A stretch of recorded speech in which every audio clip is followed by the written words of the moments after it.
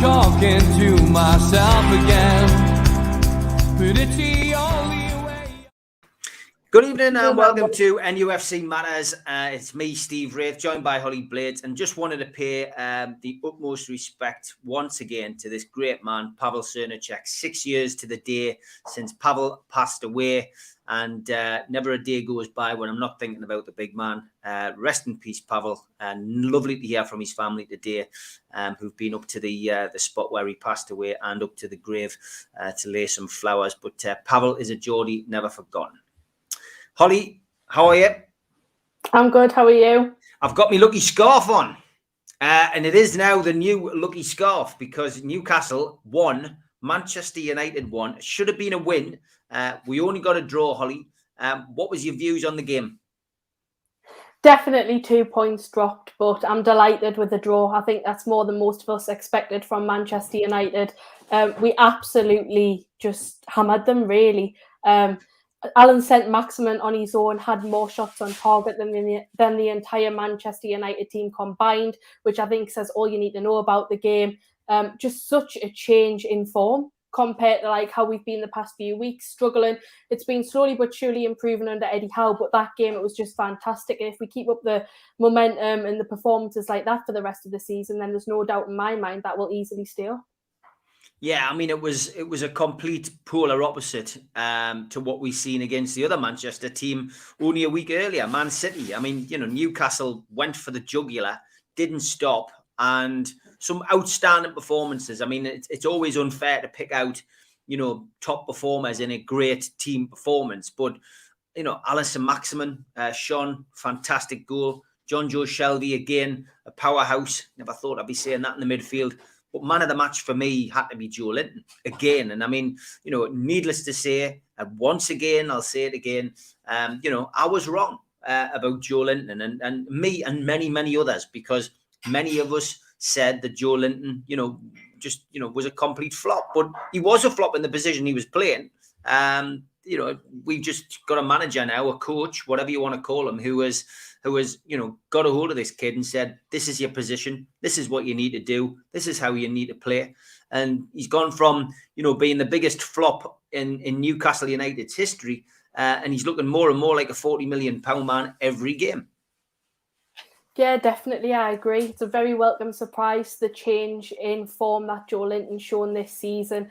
I think I was one of the many fans that doubted him. He struggled as a number 9. He had that shirt change to the 7. He's playing more in the midfield now, and he's been fantastic week in, week out. Work rate, brilliant. And if he keeps playing like that, I think the 40 million price tag might be just. Got his own song as well, which is great. So, you know, amazing turnaround, and, you know, long may it continue. Tom, got to say happy birthday to you, mate. I presume you're 21. I saw that on Twitter and wish you all the best on there. He says Eddie Howe's been forced to look in the January window for a striker. Well, Tom, I would hope he was already looking for one. And obviously saying that the calf injury is expected to keep him out for months. It's positive news on the injury front. Alan Saint-Maximin's injury is not a bad injury at all. He should be available for our next fixture, whenever that will be. And they reckon that Callum Wilson should only be out for up to 6 weeks, which, you know, isn't as bad as we first feared, Holly. Yeah, that's not bad at all. I think would definitely take that. There was a few players after that game that I thought could end up being out for a while, which would be a massive problem for us. Hopefully we do manage to recruit in January, of course, and strengthen. But yeah, delighted that Saint-Maximin's injury isn't as bad as we thought it was going to be, because although he hasn't been the best for a few games, in that Manchester United game, I think he was fantastic. Yeah, he was. Callum Wilson, to be fair, ran himself into the ground, but I was really concerned when he pulled up and held the back of his leg. And I mean, subsequently in his interviews, Eddie Howe said that, Wilson had said he thought he'd been kicked in the leg, and that's never a good sign when there's no one near you and you have that kind of shooting pain up the back of your calf. But yeah, it's good news on the injury. So, fingers crossed the guys get back in to training as soon as possible. Mr. Midnight says, evening all. Think this postponement is a huge momentum shift for us. It gives ASM and Wilson a chance to be back for the reschedule, as well as the reinforcements. Important that Southampton gets binned too. I agree on the Southampton thing. I'd love to see that get postponed. Are you surprised at the reaction of other fans, Holly? Other games have been postponed. No one has batted an eyelid. Suddenly Newcastle are calling their game off against Everton, and people are saying it's a conspiracy. Yeah, that was ridiculous. I saw the uproar on social media from the Everton fans saying that, Newcastle have just done this so that they can sign the players in January and put a better team out against us. It is just ridiculous. I think, obviously, we've had to prove that there's problems with injuries and COVID and we can't actually put a team out. And it's the same that every team's done this season. I mean, Everton had their Boxing Day fixture postponed, so I really don't get why it's different for us. But to say that there's any kind of conspiracy or corruption going on with the Premier League doing something in our favour, I think is the biggest joke of all, because they've pretty much been working against us for the past year. Yeah, Mr. Midnight also goes on to say Leeds versus Burnley coming up as a rough one, but needs Spurs to do a job on Watford in a couple of days. Watford are sinking like a ship at the minute. And as you say, the African Cup of Nations is coming up, and there's going to be a few players missing from some of these teams. And luckily, we don't have that issue. So we just need to get the recruitment in early part of the window and hope that our injury list clears up sooner rather than later. Donald just reiterating what Mr. Midnight said, that the game's been postponed could be a blessing. And yeah, and about time too, because I was beginning to think that we haven't cottoned on that this could actually be part of a bigger plan. If we end up in this position, we could end up saving our season. And it's unfortunate that people have to contract COVID for this to happen. But it's we've got to be treated as fairly as everybody else in the league. So let's hope that the Southampton game is off as well. Good evening, everybody saying good evening. And Troll says, I'm a bit worried if the rumours about me and Tarkowski is true. Not much better than what we've got already. Yeah, I mean, look, the merry-go-round in the papers has been going on for months now about, since the takeover went through in October. We've been linked from everybody to, from Mbappe to Tarkowski, and we've been linked with Connor Cody, we've been linked with Kieran Trippier quite heavily in recent weeks. I never pay much attention to any of these things, Holly. I've got to be honest. I wait until they're wearing the strip or they're holding the scarf on the pitch. But yeah, I mean, Tarkowski and me, I mean, if they came in, what would your thoughts be? I would just be happy to have more defenders in. I've got to be perfectly honest. Yeah, definitely. And I don't think they can be any worse than some of the defenders we've played this season, the likes of Kieran Clark and Lascelles, although they haven't been too bad for the past couple of games, but across the season they've been appalling. So I'd be delighted to bring anyone in, to be honest. But yeah, I don't read too much into the transfer rumours, because I think we get linked with pretty much every single football player in the world at some stage or another. And the only player I'd say that's probably got any weight in it is Kieran Trippier. It looks like that could be a possibility. Doug Hall reckons Eddie Howe is definitely a football whisperer. He's got our squad thinking they can play. I mean, to be honest, I think what he does is he works well with the players. And if you buy into his philosophy, it's not difficult. He's also a good man manager. I mean, I've heard some stories, and I'm sure most of you have, on some of these chat shows with ex-players who played with him or played for him. And he's quite a straight talker in the dressing room, and that's really important. And he's not afraid to give a cross word out if need be. So I think you'll have got the respect in that dressing room quite early, and I think that is the most important thing. Once you've gained the respect of the players, then you're in a really good position. But I also think he works well with youngsters, Holly, and I think one of the most significant things that's going to be addressed in this transfer window is the return of Matty Longstaff. And I've said this to a few of my mates. Some people rate Matty higher than Sean. Thought Sean had a good game against Man U, by the way. I think that's one of his best games since Howe came into the club. But I think Matty Longstaff will revel in this. He's got a clean slate. He comes back. There was definitely a player in there. Let's not forget that wonderful goal he scored, the winner against Manchester United. But I think that could be pivotal for him and for us as well. I think we'll see a big change in Matty Longstaff. What's your thoughts on that? I think it felt as though Matty Longstaff's career at Newcastle was finished for a spell of time under Steve Bruce as well. Got sent out on loan to Aberdeen, hasn't really done anything there, hasn't had a lot of game time. So it would make sense to bring him back because he's not progressing as a player at Aberdeen. And I think you're right. I think that definitely Eddie Howe could make a player of Matty Longstaff because there's no doubt that he has got talent. He made an instant impression when he came into the side, hit the ground running, scored the winner against Man U on his debut, scored again when we played them at Old Trafford that season. And unfortunately, his form dipped a little bit, but I think certainly there's a player in there and he could play a big part this season. Graham Coleman says, would never knock a draw against Man U, but I feel that 3 points lost, nevertheless, well done. Did you feel like it was, when you came out of the ground, did you think it was 3 points lost or a point gained? A point gained. I think there was a little bit of disappointment there because we definitely were the better side by far, and it was kind of unfair that we did only get a point out of that game. But it's more than I expected before the game, and the performance we put in was phenomenal, so I couldn't really complain. Yeah, I thought so as well. I didn't come out of that disappointed, and I think we've had a lot of experience in this season going to the matches together with your dad, Holly. You know, that we've come out of a lot of grounds disappointed, and that certainly didn't feel like a disappointment. In the second half as well, they changed things, and those substitutions were always going to play that part. Cavani coming on, who was for me the best player on the night, and of course got the goal, meant that Fernandes was dropping deeper and wasn't whinging as much, which he spent virtually the entire first half doing. And I think that tactical change, you know, tied in with the losses to our team with the likes of Wilson and ASM having to go off, it changed the game. The thing that was pleasing for me, and I think you'll be able to back us up on this, having watched many a collapse already, like from our back four this season and team in general, is that hit with that adversity, we didn't fold like a pack of cards.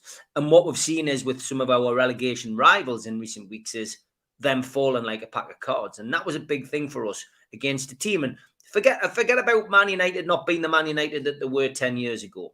This is still Manchester United. This is still one of the biggest, if not the biggest club in the world, one of the biggest clubs in the world, as far as support is concerned and as far as branding is concerned. We've got a long way to catch up with Man United for that, but I'm sure we will, and I'm sure we can surpass them with what we've got at our club. But that was still a good point, and we didn't collapse, and we could have lost that game 3-1, 4-1 if their players had upped the game and got into us after that equaliser went in. Yeah, I was worried for a brief moment when they scored that equaliser that the heads would drop and they'd be happy to take kind of a narrow defeat. Thankfully, the crowd got behind the team. They put in the effort and were constantly trying to get that second goal, which unfortunately didn't come. I don't know how, because the amount of times we hit the bar, went wide, stuff like that. We had some great chances. But yeah, it's just unfortunate that I think we went into the second half only scoring one goal, because I think if we scored a second goal before the second half started, I think we would have went on to win that game. Shieldsy, good evening. He says, Sean Longstaff played well, but concerned his form will drop again if he signs a new contract. We've discussed this as well on the show quite a few times, but I always feel with Sean Longstaff, he came back from an injury. He was rushed back, I think, by Steve Bruce. I might be wrong, but I think he was rushed back. And I just think, certain players take different lengths of time to recover from cruciate ligaments. And that team was bruised. They were all playing well below par. And as we know now, they were all a lot less fitter than they should have been for Premiership footballers. And I think Sean Longstaff's career could be resurrected as well, Holly. Yeah, I do. I'm inclined to believe that Matty Longstaff will make more of an improvement, because I think he's a player that has a bit more of an attacking flair, someone that kind of suits Eddie Howe's idea of how he wants to play football. Sean Longstaff's a bit more defensive, but I think he did very well against Manchester United. And I don't think it was necessarily a case of he signed a new contract and then his form dropped. I think it was the same as you. He had that injury under Rafa Benitez in the early days when he first broke into the side, and I think it was more of a confidence thing. He was worried to go in for challenges and tackles, but he held his own in that Man U game, and I'd love to see his form improve and have both brothers in the midfield together. Yeah, I agree. Ronaldo should have been off, Tom, no doubt about it. But they spend a lot of time whinging, Man United, don't they? I mean, that was one thing that Neville picked up as well. And I rewatched the game when I got back in, and he was saying at half time, they're just a bunch of whingers, and they are, yeah, and prima donnas, teams. And I predicted this at the start of the season. If you go back to the one of the shows at the start of the season, I talked about Ronaldo signing for Manchester United, and I said it would be a nightmare for them to even get on in the dressing room, him and Pogba. Two huge egos, and that clearly seems to be an issue. There's whispers of Ronaldo wanting to go to Barcelona now, which will be rather strange. So we'll see. Stappy, even in both, he says, Toon's starting to look lively since Eddie's arrival. I've eaten humble pie. I didn't have any faith in Joe Linton, but I think he's been brilliant under Eddie. A lot of people asking us on Twitter whether Supermac will be eating humble pie. Well, believe you me, at the Dog and Parrot, he's already done it, but I'm sure he will when we get him on next week, when we get back to normal service being resumed. I am sure that Supermac will give you an honest opinion on Joe Linton. But I think a lot of these people who are looking for a little bit of a bite on Twitter, and there's been a bit of that over the last 24 hours. Once again, I tend not to bite these days, but I do, stand my ground when it's something to do with Newcastle United's football team. And yeah, I had a right pop at Joe Linton on more than one occasion. Joe Shinton, in fact, I actually christened him at one point, because after Bobby Shinton, of course, who was a record goal scorer at Newcastle with less than 10 goals in one season. And I make no apologies for that, because he was absolutely bloody useless. But look at him now. He's making people eat their words. And that's all you want. And we all know that the £40 million price tag wasn't his fault. But anybody who brought him in as a striker and told the manager, this is a striker, and told the owner, this is a striker who's going to score your goals, they should be given that P45. Because clearly, Joe Linton is not a striker. He's not a forward. He's a great central defensive midfield player who will put a shift in for you. And he's clearly reveling in the fact that he's got somebody now who's discovered this and who's also very good at man management and working with young players and getting the best out of young players. So, Twitter's a funny old place, and it'll never change. I don't really want it to be perfectly honest, because it's all about debate. But yeah, I think everybody's eating humble pie, Staffy. Getting back to your point. Yeah, no, you've had a great 24 hours as well on Twitter. Question for you both. First minute of the game, Fraser's pulled back by Maguire. More contact than Clark on Pookie. Fraser stays on his feet. Should he go down? Great question.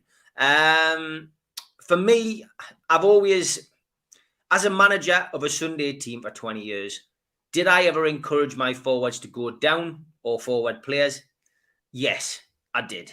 Because if you can gain an advantage and get a penalty out of it, all the better for you. So my answer to that is yes. I'm not sure whether Holly is as corrupt as I am in that regard. Holly, what would you say? I'm a little bit split on that, because I think obviously if you can get an advantage, then you want to go for it. But at the same time, nothing annoys me more than when a player goes down when they don't need to go down. I mean, granted, it's usually when it's the opposition team that's doing it, not so much when Newcastle do it. But I suppose if I'm being fair, then I think no player should go down when there's no need to. But, if we could get a free kick or a penalty, then I'm not going to complain. Yeah, it's the same for everybody, and both teams will be the same. I'm sure all teams are the same. I don't like all this diving around outside the box and people rolling multiple times. Manchester United have got a couple of players who are very good at that. We've got Alisson Maximin, who has been very good at that over the years. But again, it's part of the game, and unless there's a rule brought in to stamp it out, we're going to be stuck with it. I'm afraid they've tried in similar ways and shapes and forms to stamp out other rogue elements getting into the game, but it's something which we're stuck with. Trolls, J7 soon to be the best midfielder in the league, in my opinion, and we did christen him J7, and I've seen a few of the young'uns saying, oh yes, you'll be saying you did this and you're saying you did that, but look, J7 came from this show. We called him J7. And go back through the shows. I know it'll hurt you to sit and watch us all talking common sense again, but go back through the shows. You'll watch my journey from last season when I said I was going to give Joe Linton a fair crack of the whip and give him 10 games. And I gave him 10 games, and I actually said he's improvement slowly but surely.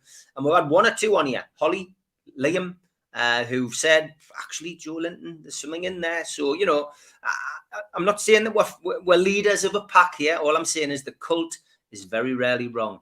And if you haven't joined the cult, join it today. Keith Moore says, look like Newcastle are getting a rest for the next 2 games. It's a holiday for us to get the players fit again. See what he did there? Yeah, I do see what he did. Very clever play on words.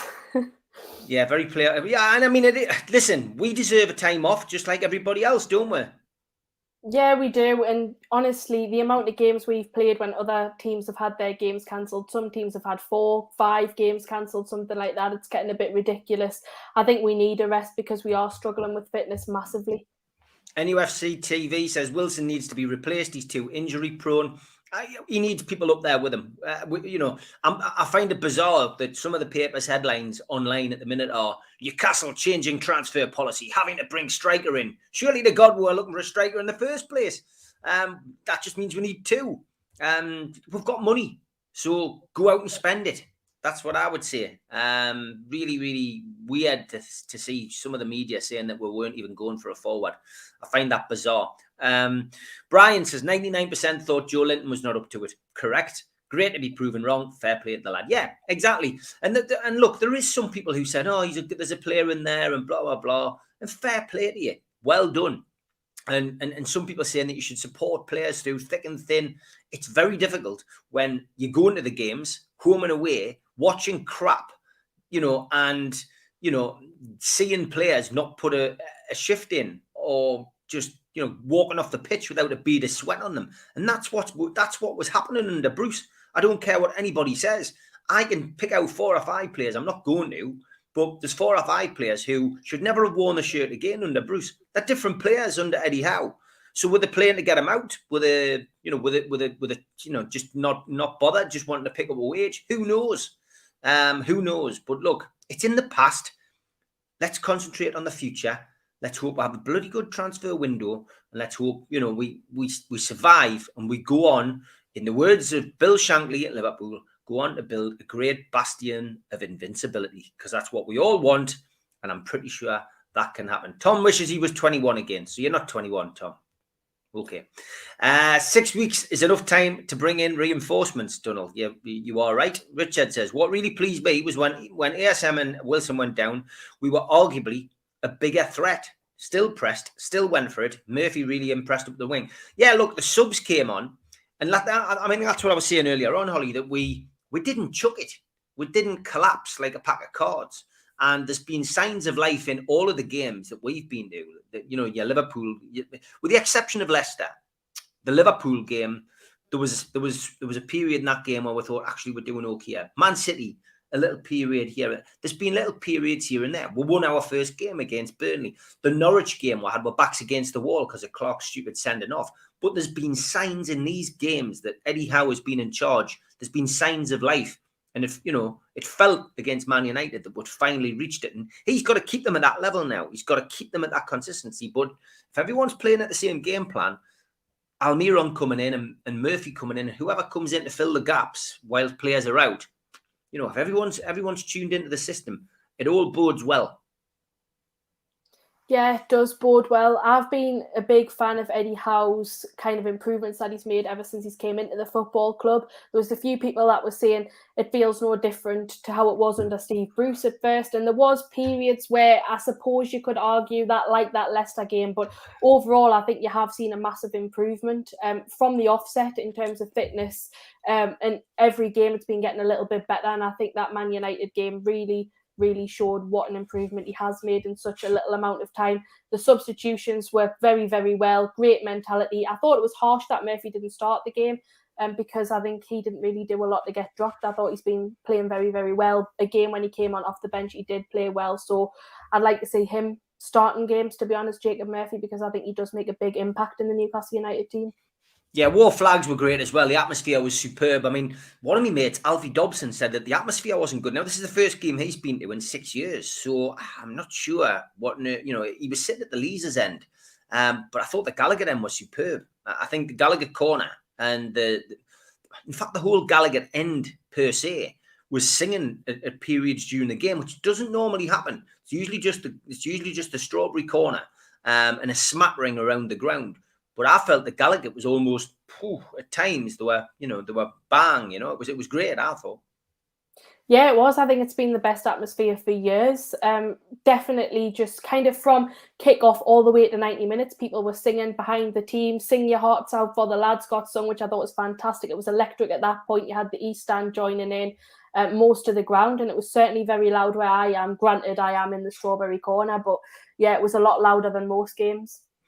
Yeah, John Spence says, what do you think of the Southampton manager saying we are using COVID as an excuse for injuries? I think the bloke's an absolute knacker, to be honest. I think what he's come out with is absolute garbage. And because they're on a good run, of course he wants to play Newcastle when they've got, no St. Maximin or no Wilson, as we're led to believe. Looks like ASM could probably have played in that game if it goes ahead. But for him to come out and say that is bang out of order. And as I said at the start of the programme, so many other fans online having a pop saying Newcastle's pulling a flanker, Newcastle's pulling a fast one. It's ridiculous, really. It really is. This could have all been avoided if the Premier League had done what they should have done, which was cancel games for 2 weeks. Because now you've got this ludicrous situation where fans, are scrabbling around now trying to cancel buses or hotels or whatever. It has a knock-on effect with fans. And, of course, the Premier League and the FA and whatever don't give a monkeys about fans. We know that. But yeah, what do you make of the Southampton manager's comments? Ridiculous comments. I think, again, suits their agenda. Of course, they're on a good run of form. They want to play Newcastle when we're not on the best run. We have had a good game just then, but before that, we weren't on the best run, have injuries, obviously have COVID problems, and arguably St. Maximin and Callum Wilson are two of our best players. So without them in the side, we'd be a very weakened team. But ultimately, everyone's had a game cancelled this season at some stage or another for whatever reasons. And our times came where we're struggling, we can't field a full team, so we've had to have that break, and I think people need to just accept it, to be honest. I think what the problem is that they're worried that we're going to sign some big names in January and it's going to be a lot harder to beat us, but they're just going to have to suck it up. Yeah, reckons that Maguire's challenges through the back of Wilson contributed to his injury and his assault on ASM. Yeah, Maguire was stinking. We had bloody Man United fans sitting behind us, and I turned to them, and a lot of people were shouting abuse at them, but I was having a bit of crack with them, and I just genuinely felt that you look at Liverpool buying Van Dijk. And they bought Maguire, but you just couldn't understand why they spent that kind of money on him.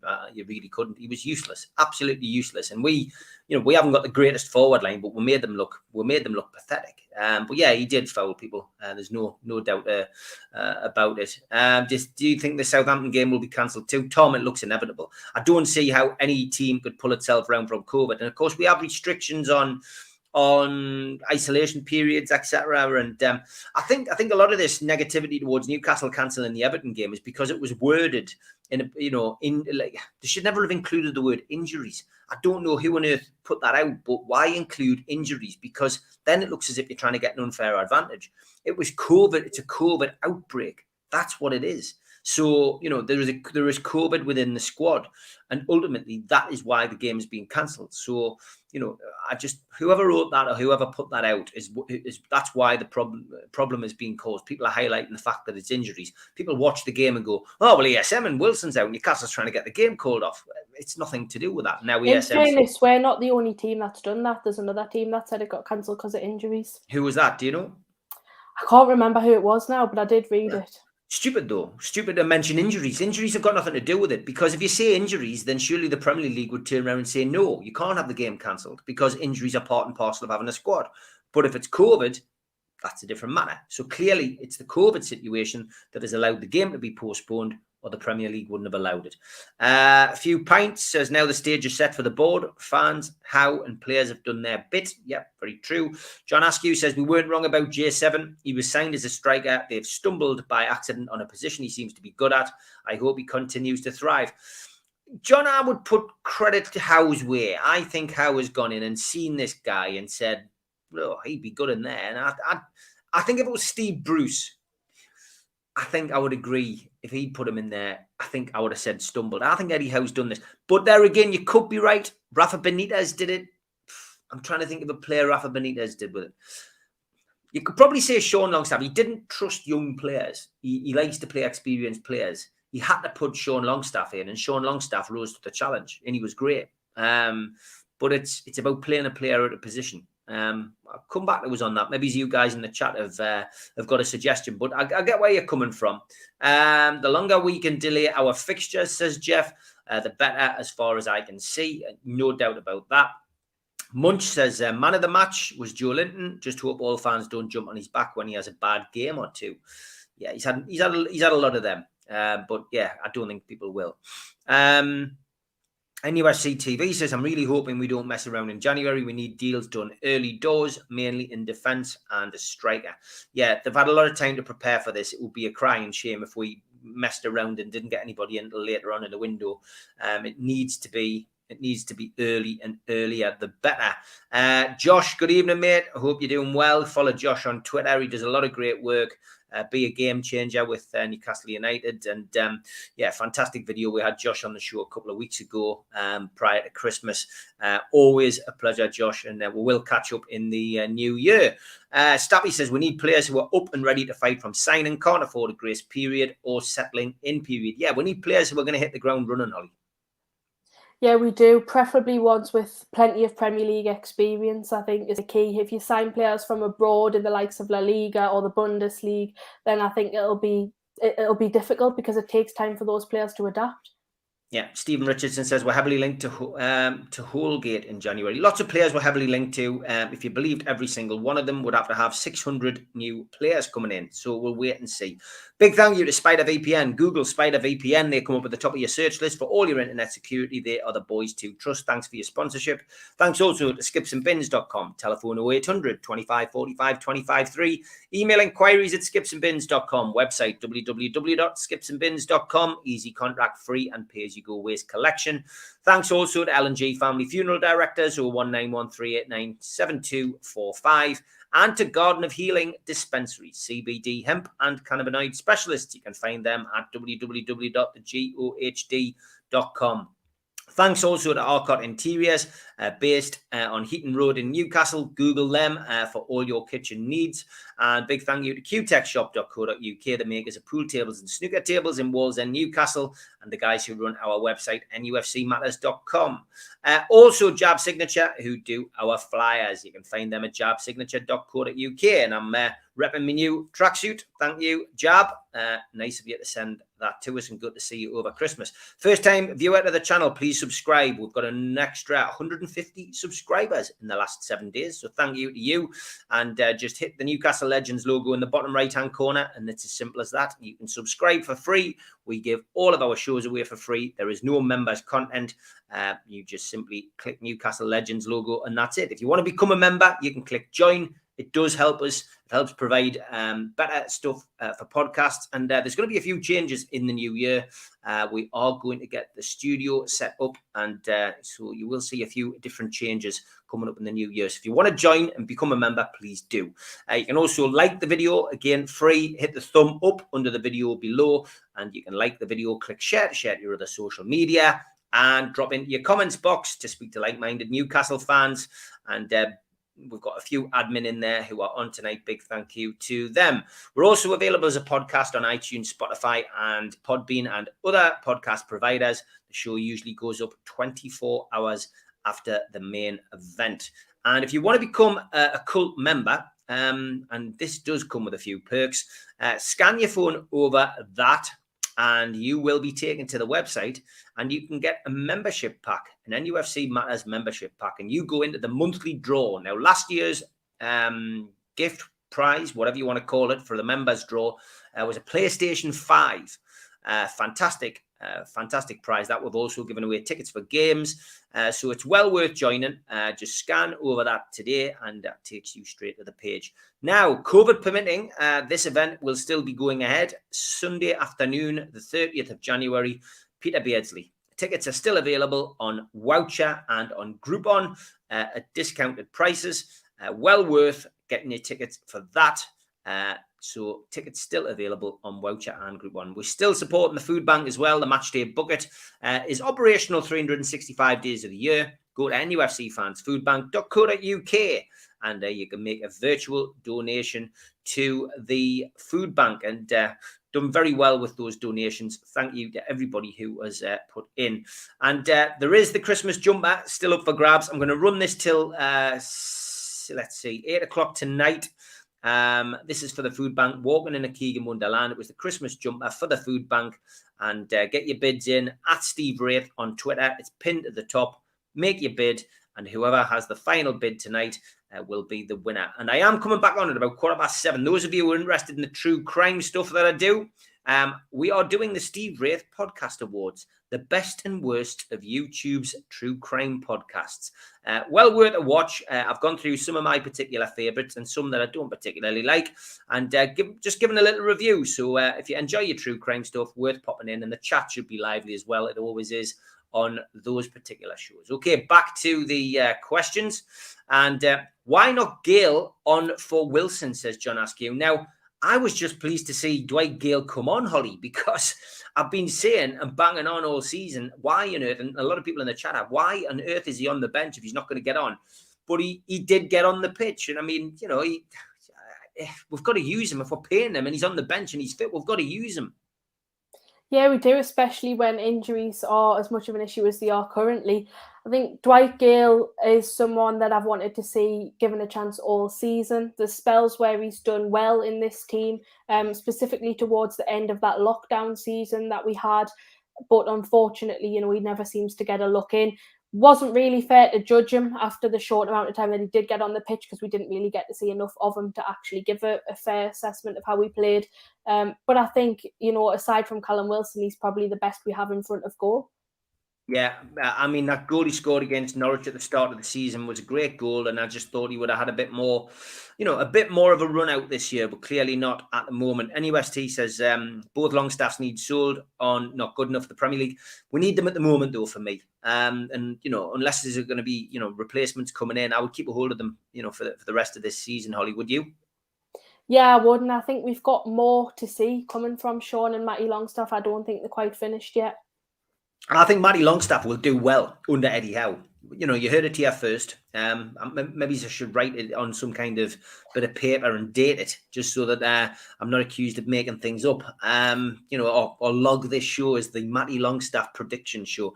But I still think, yeah, I think he'd do all right. Paul Sprague says 2 need to buy the Wolves back 4. 3rd best defence in the whole league, only conceded 14 goals. Paul, yeah, we do need an entirely new back 4. So I'm not quite sure Wolves would sell them, but yeah, I agree. We do need a new back 4.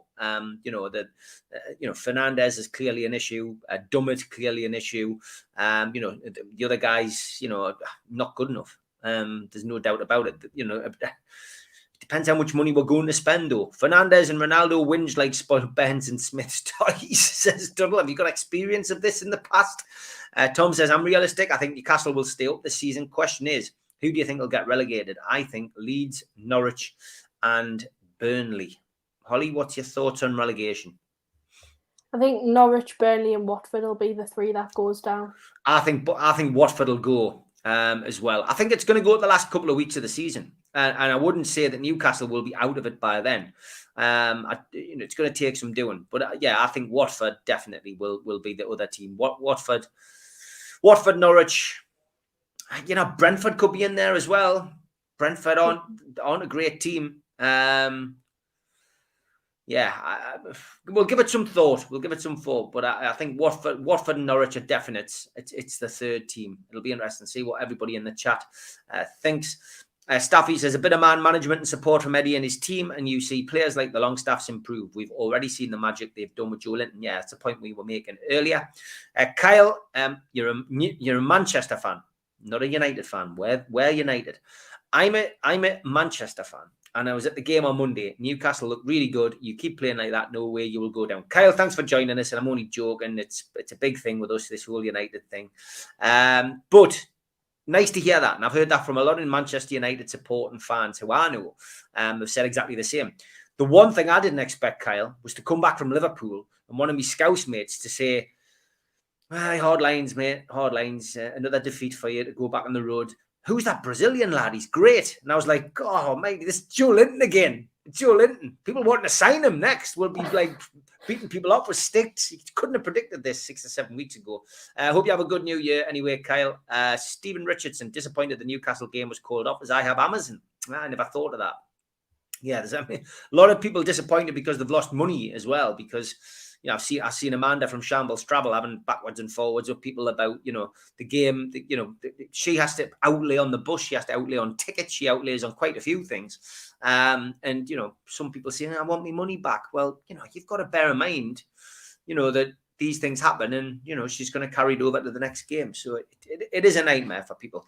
Certainly helps that he's playing in his favourite position, says Rob. NUFC TV says Joe Linton's the new Vieira. Not quite that good yet, but I know where you're coming from. Tom says perhaps Milligans can bring out a humble pie to go with a kebab pasty for those of us who criticise Joe Linton. I'll happily take my slice. It's a good idea. Holly, can you get on with your contact? Oh, well, I'll let them know. You never know, they might knock something up. Donald says Joe Linton's shown what a strong character he has. Yeah.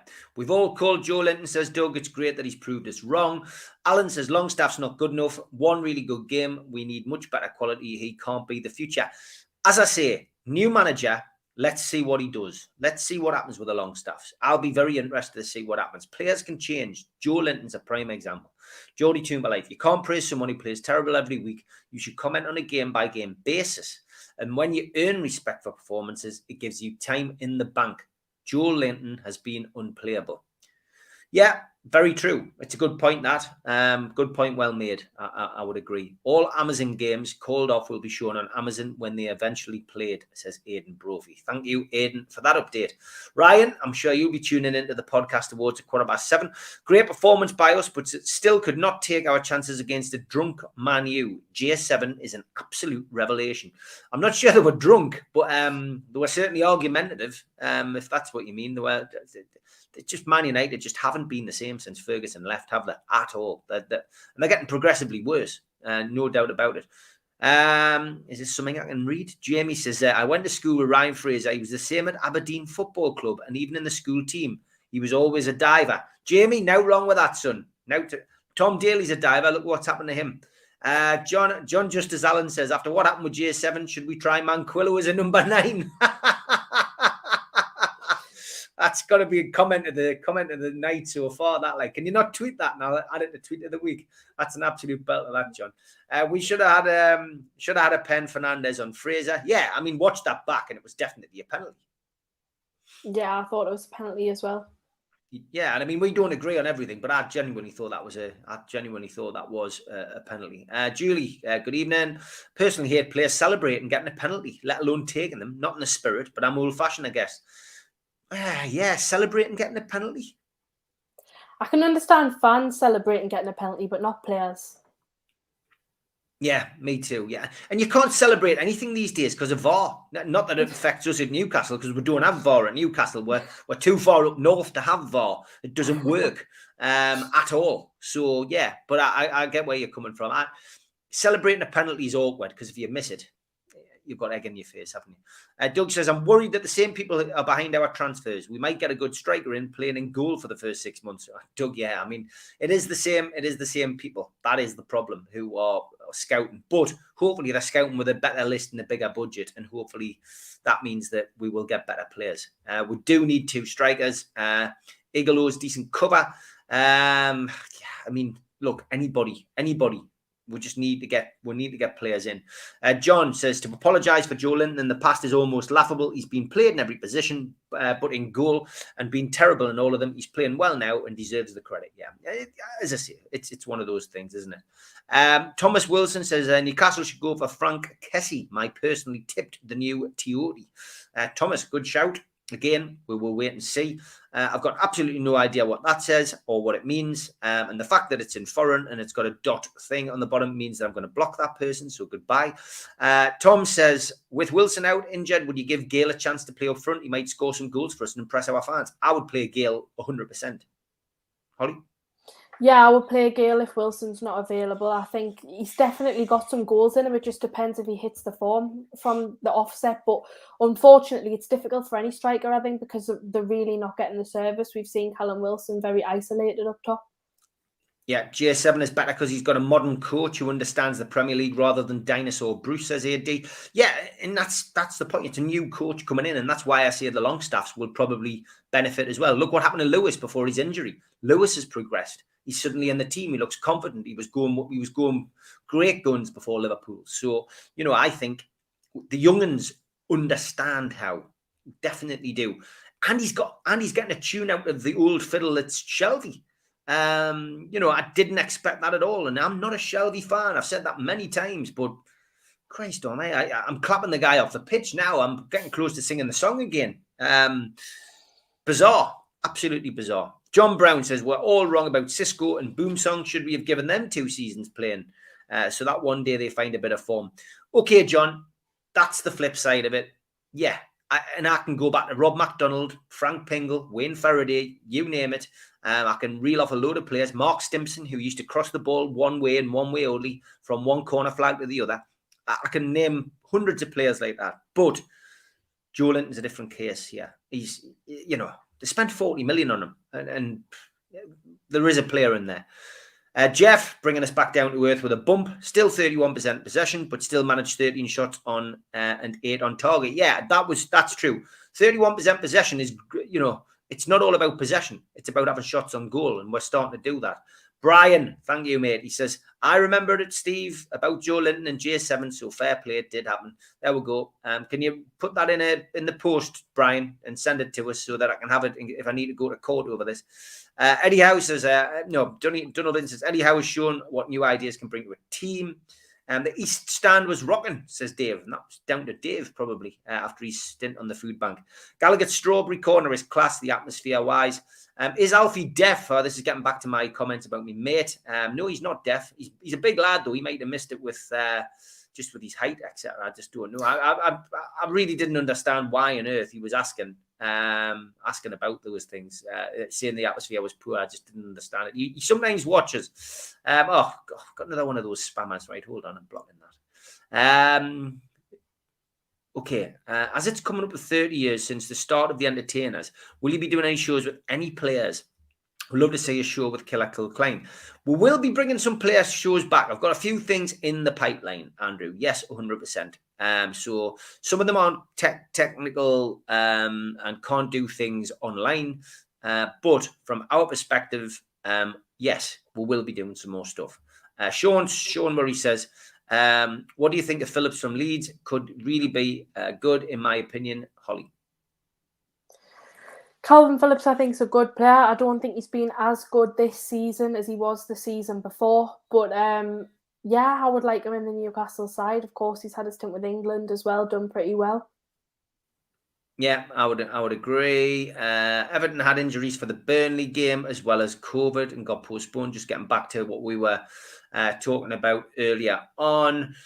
Joe Linton is an upgrade to Sissoko, says Gary. He's a better athlete and much better on the ball, in his opinion. Jersey Mag says, do you think Eddie Howe can coach Gale to score goals in the Premier League, Holly? I don't think Dwight Gale is ever going to be a goal scorer in the Premier League that scores 10 goals plus. I just don't think he's got that in him. He's around 30 now as well. He's probably edging towards retirement. But do I think he could do better than he has done in the previous management under Eddie Howe? Yes, I do. Big shout out to Richard, our friend from Wales, who we met at the Dog and Parrot. He says, it was great to see you, Steve and Holly, on Saturday evening in the Dog and Parrot. I had a brilliant time, well worth a 9-hour round trip from mid-Wales. It was a great performance by the lads. Richard, always great to meet people from the chat, and thank you for making yourself known. And a big shout out to your missus as well. I know it was a long way to go. And a long way to go back without your missus, but at least you had a smile on your face with a point in the bag. Julie says, really hope we can get back up to a match early in the new year. All being well, great to catch up. Julie, it will be good to see you.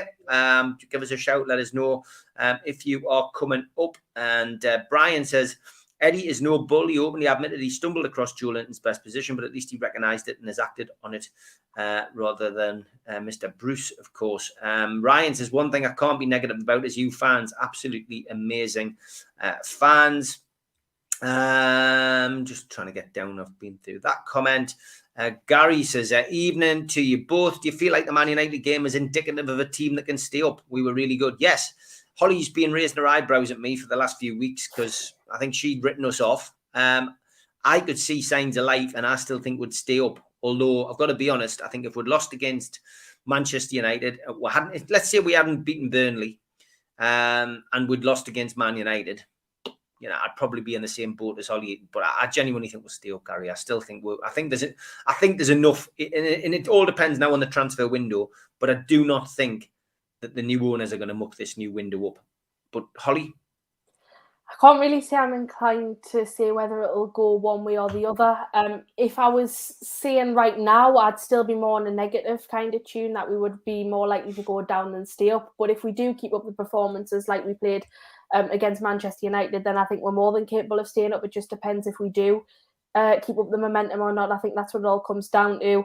But always, I'm going to look on the more negative side. I think that's just the way I am as a Newcastle fan. Being an Ashley era kind of kid growing up in that era, yeah, it doesn't really do anything for you, to be honest.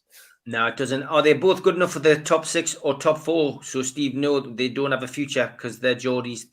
They know they haven't talent. I get your gist, Ginger. I was talking about the Longstaffs. We're not anywhere near the top 4 or top 6. We don't need to worry about that. It's whether they're good enough to keep us up or play a part in a squad to keep us up.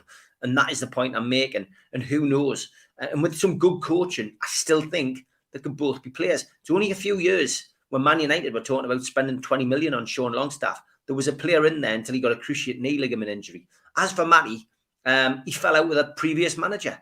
He didn't get on with the previous manager. Didn't like him. Loaned him out. Didn't want him anywhere near the squad. It's like when you're at work, if the gaffer's picking on you and they don't like you, are you going to put your best performance in? Whether you're a footballer or a brickie or a decorator or whatever, work at Milligan's, are you going to be putting in your best performance if someone's having a pop at you all the time? Of course you're not. So give him a chance. Let's see what he's like. Let's learn from all of our mistakes with Joe Linton. Given the former Shelby and J7 in our midfield 3, who would you guys play at the right of the 3? A player currently at the club or a new recruit? I still think we need a new recruit in midfield. Holly, what about you?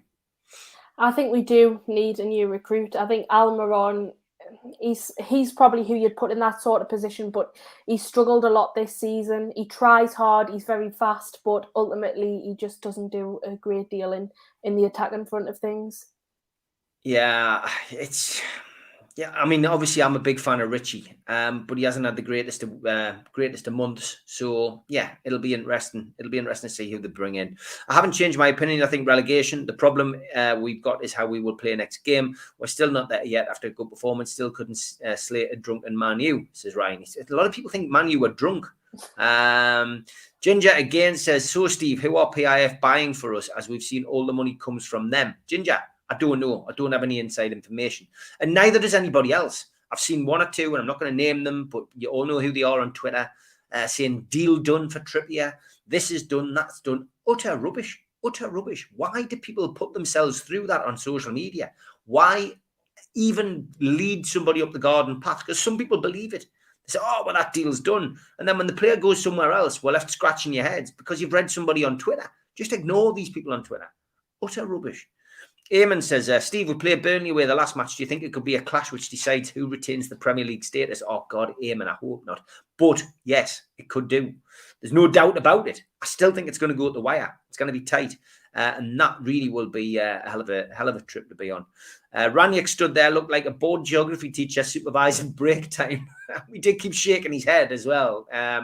What about the lad from Blackburn, Brayton, worth a punt? I don't know anything about him. I've got to be perfectly honest. So I don't know whether you do, Holly. No, I've never seen him play. Nah. So the answer is we don't really know. Would you take Aubameyang on loan? No, Stephen, I wouldn't. And that might seem bizarre, but clearly he causes an argument in an empty room. That is why Arteta won't have him anywhere near the squad and has stripped him of his captaincy. And I know you're saying on loan, the last thing we need is somebody to come in with a big head and a big ego to unsettle a team spirit. The players have got to be players who can hit the ground running, but they've also got to get on with the manager and they've got to get on with the other players. It's a balance in this transfer window. They've got to get it right. Holly, would you take Aubameyang? I take your point, but don't you think it could be a case of he's been at Arsenal too long and maybe moving to a different club would kind of calm him down a little bit? That could be a possibility. And I do think he's a good player, so for half a season, I'd take the risk. Well, see, we don't always agree on things. I just think it could rock the boat. I think there could be other players out there. But yeah, I get your point as well. Pablo says, I honestly don't think we'll buy big or many. I actually think the owners will want progressive and measured approaches and properly scouted. If we go down, it would allow us to get rid of many. Yeah. Again, it's a conversation I think most of us have had in the bars and clubs pre-match and after match. Would it be better to go down? But it's never great to go down. I think it would be better to stay up, and I believe we will. And J7 was definitely born. Yeah, says Rachel. Thank you. It was. Bazzy Elias says people can hold the price, £40 million price tag over his head, not the player's fault. That's what was paid. I agree. J7 hasn't just improved, he's become the best player on the pitch. If he can keep it going consistently, it's like signing a new top player for free. As up front, he wasn't contributing anything. Yeah, I agree. I agree. We don't need Joe scoring. He's a top midfielder, says Ryan. This lad, Sewell from Germany, looks a tank, but would need something and someone with pace around him, says Pablo. I think we need a few 4-3 wins with the way we play now. It's so much better, though, a way of playing. Yeah, and we've got the hope back. And I think, Holly, I saw your tweet after the match against Man United and just saying that Twitter was such a, Twitter and just speaking of fans in general coming out the game, there's so much more positivity, isn't there? Yeah, that's the best part of it. I think it's just so refreshing because it was so negative for such a long time. Everyone's arguing about managers, players, whatever the case is, but everyone's behind that team now, and I think you can tell that from being in St James's Park, and it's exactly what we need. If you want to have a chance of staying up, you need everyone behind the team. Yeah, you do, and that's why things like war flags are so important. We'll get more than 40 points, in my opinion, which will be plenty this season. I hope you're right. And look, if we'll play like that, of course we will. Guy says 6 weeks is Holly. 6 weeks is a long time in football. Could easily see 5 or 6 wins, and we'll be away from the bottom 3. I'd love to see it, but I just can't be that positive yet because I think you see often with Newcastle, they'll have one good game, and then the next game you're back down to reality. If we get a top striker and play like that, we'll survive, says Ryan. Dunnell says, agreed, John, 40 points plus and we are sorted. Graham says he wouldn't be disappointed if Newcastle went down, but at least Ashley is gone and PIF are in this long term. Brian, I'll mark it down. He says, mark it down, Steve. We both said from day one we're not getting relegated. And Alwaleed said it when he visited Newcastle a few months back. We are not getting relegated. He said it on a mic. I'm sure that will be getting put out quite a bit. Get Decker Heggie to be a left back. I think he might be playing for a team, but I don't think it'll be a team on this side of the fence, mate. Greer or Steiner, says Goose. I don't really know either of those players. Me neither. Other players? Goose? I'm assuming. I've got no idea. Have I fallen into some kind of social media trap there? I don't know. Yes, Axel Witsel would be good. Who is Axel Witsel? I've got no idea. I don't watch all of this other I don't watch international football. No, I don't. I watch Newcastle and that's it. I occasionally watch a comedy show when Sunderland's on, like I did the other day. And they did quite well, to be fair. Jopadini says, with Almiron, defences play too deep without the ball for Almiron in the English Premier League to exploit space he had at Atlanta, and he is all speed and touch. Still did all right when he came on, though, Holly. Yeah, he did. He did do okay. And listen, he always tries hard. That's all you want from a player. But I just think if we want him to be a part of an attacking front three, I just don't think he's good enough, unfortunately. No. Look, he's not the answer. We've talked about this before as well. He played well alongside Rondon and Perez. That was probably his best time at Newcastle. Your favourite player, Holly? But let's not start that tonight. No, we're nearly running out of time. 8 out of our next 9 games are against bottom half teams, so a good chance to climb the table. Yeah, atmosphere the other night was class. Reckon we will be out the bottom 3 by February, says Josh. It was a good atmosphere, I thought. Eddie Howe's shopping list live on Twitter. Yeah, we all know who creates that as well. Even in both, I still want to be seeking Mikael Damsgaard in a Newcastle shirt this season. Think he'd be a great signing, says Jacob. Leave Brayton alone. Blackburn Rovers Football Club, you already stole Shearer. Sorry, Bazzy. Sorry. I'm not sure that's an actual genuine attempt at bringing someone in. I'm not sure. We need fighters, not divas. Ryan agreed. Mark says, I wonder if the lad going around the concourse turning the TVs off has a remote control that can turn VAR on. Mark, it's another wasted thing in the comments. Tweet it. Great stuff. Great stuff tonight from the chat. We don't need egos at this time. We definitely don't. United were terrible, let's be honest. You mean Manchester? Yes. And we nearly lost it a few times, but on the positive, we created plenty, but same old. We failed to hit the little onion bag. Cavani on loan for 6 months. Oh, I'd take him. Definitely. He's a cracking player. My kind of player, him. Where was Joe Willock against Manchester United? Was he dropped by Eddie Howe with his recent performances? He's not in the greatest of form at the minute. I'm not sure where he was. Could be COVID, but we'll not know because of patient confidentiality. Going down will cause so many financial fair play problems. It will make a big difference, says Dan. Love the way Eddie Howe conducts himself. Yeah, we could all listen to him all day at press conferences, Holly, couldn't we? Yeah, it's really, really nice to see. Obviously, under the Steve Bruce kind of era, I didn't really watch any of the interviews, but I'm watching them all, and he always speaks so well about the club. Loved the one with Sean Longstaff and Joe Linton after the match as well. I thought that was fantastic. Yeah, 35 points will likely be enough. I think you're right. I think it'll be less than 40 that we will need. Still half a season, plenty of games to play. Okay, cheers, Lee. Junior Turner says, I think we're going to be bringing in loans or anything else will surely come with a relegation release clause where we are. Yeah, there's no doubt about that. Paul says, we only need one win to get out of the bottom three and we play Watford soon. Yeah, and their players will all be at the African Cup of Nations as well, which is good. Great show both. Thanks. Thank you, Julie. Great to have you on as usual. Back-to-back relegations. The Necky fans scare away the new owners. Not sure what that means, Egg Dog. Alan Partridge back of the net. Good to have Alan Partridge on, and thanks for your comments on my channel earlier on. Sorry, I didn't have any time to reply. Do we know of any plans for stadium upgrade, Gallagher? No, we don't, Lee. To be honest, no, and I don't think that'll be a priority until we know which division we are in. Belgian centre half, Witzel, got you. Okay, so you're going for like a Philip Albert type of signing. Witzel's pushing his mid-30s, says Pablo, so he doesn't agree. Bamiyang, he owns a gold-coloured car. Do I need to explain more, says Brian. So there we go. That's a no from Brian on that. Ian says, Eddie Howe says originally J7 was to be played as a number 10 because of an injury in midfield. He started 8 and it works. They train him in that position and all aspects, which is great. Rachel, good to see you. Great show. Thanks for doing a live one on your week off. We're going to be back tomorrow. Mick Lowes is on tomorrow. It was my mistake today. I've had a few things going on today, but Mick Lowes and me will go live tomorrow at 6 till 7. And once Mitch touches down, we'll find out whether he's up for it. But it looks as if you will have the three amigos live on New Year's Eve, 5:30 till 7:30. I think we'll all be having a drink. And we'll be chatting Newcastle United. So you spoiled this week. We're coming back during my holidays because I think most of us are sitting around bored. Don't forget, I am going to be doing the YouTube True Crime Awards for some of the best podcasts and worst that I've experienced. So if you're into me true crime, then join us for that. Holly and I also recorded my dream team. And lots of people saying, oh, what's your dream team? What is it? We'll go and watch the programme. So look at NUFC Matters Dream Team with Steve Wraith. It's the last one that was added. And you can find out who my all-time 11 is and my manager and substitutes. It's a good one, Holly, isn't it? Yeah, it is. I was actually really, really impressed. I mean, I knew it would be a good team because obviously you followed the club for years, but I just thought the defence was solid. It's my favourite defence out of all the dream teams.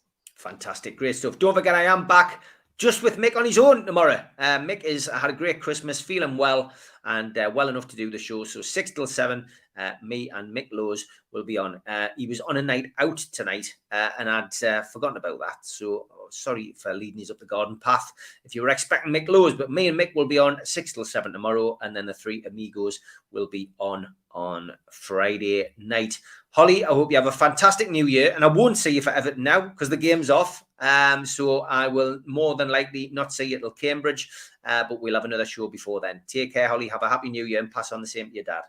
Happy New Year. See you later. Bye.